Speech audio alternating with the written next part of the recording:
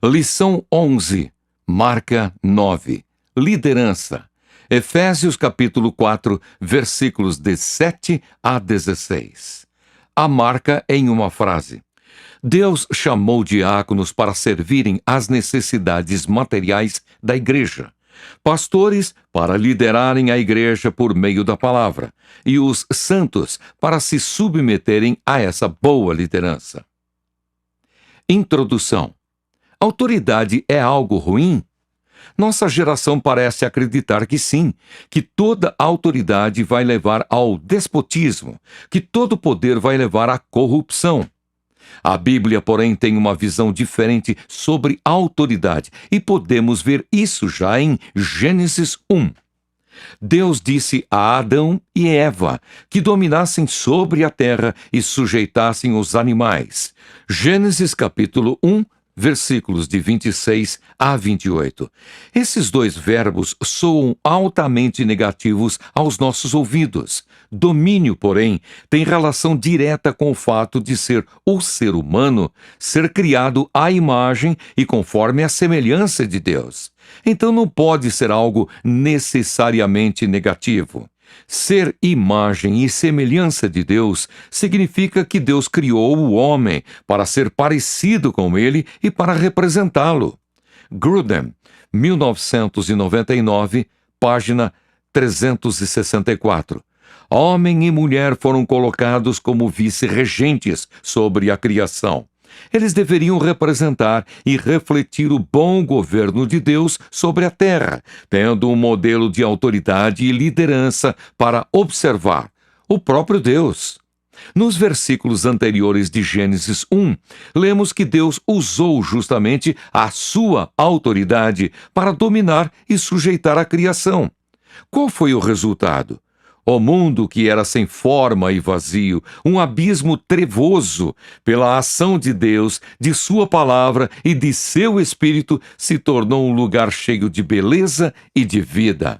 A autoridade é um bom presente de Deus que reflete seu domínio sobre nós.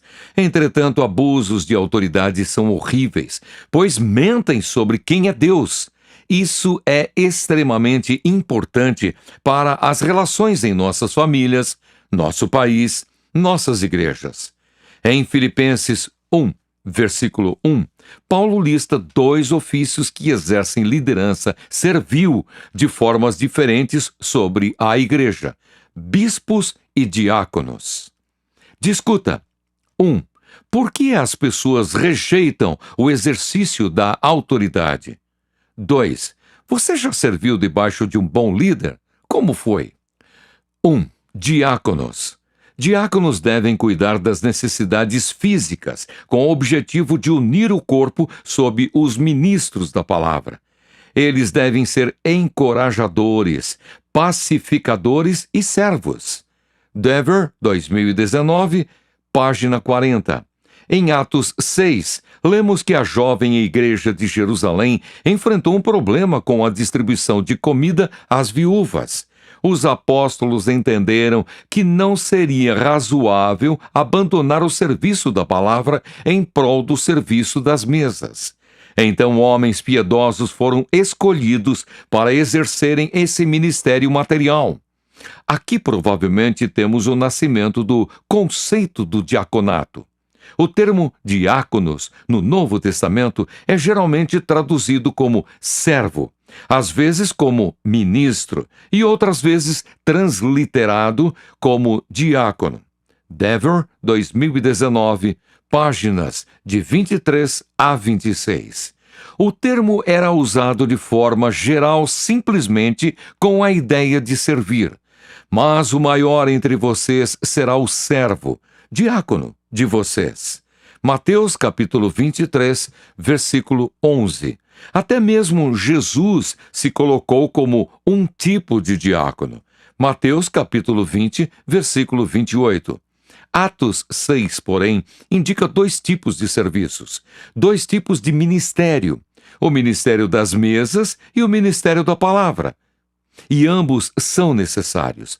Os presbíteros são especialmente consagrados à oração e ao ministério da palavra para a igreja, enquanto os diáconos cooperam para manter as atividades materiais da igreja. Diáconos buscam cuidar de todo o aspecto material da igreja, e isso não está ligado só ao patrimônio, para que os ministros da palavra possam se dedicar sem preocupação ao seu chamado. Essa divisão de áreas de responsabilidade foi entendida como boa pela igreja primitiva. Atos capítulo 6, versículo 5, beneficiando a união do povo de Deus, promovendo o crescimento da palavra e a multiplicação dos discípulos. Atos capítulo 6, versículo 7.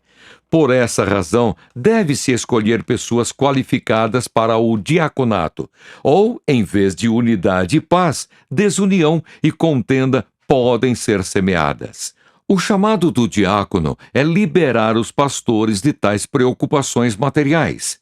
Porém, alguém não qualificado pode acabar sendo mais um peso que um alívio para o ministério pastoral. As qualificações em 1 Timóteo 3 podem ser resumidas em uma palavra: maturidade. O diácono deve ser um crente maduro, respeitável, verdadeiro, controlado e experimentado. Seu lar deve refletir a boa liderança que ele vai exercer na igreja. Diáconos devem possuir a confiança da congregação, assumindo voluntária e diligentemente a responsabilidade pelas necessidades particulares de seu ministério. E os que desempenharem bem o diaconato alcançarão para si mesmos uma posição de honra e muita ousadia na fé em Cristo Jesus. 1 Timóteo, capítulo 3, versículo 13. Discuta. 1. Quais as vantagens da divisão de responsabilidades entre os ministros da mesa e os ministros da palavra que vemos em Atos 6? 2. Quais são algumas necessidades em sua igreja que precisariam de um serviço diaconal? O pastor está sendo sobrecarregado com questões materiais?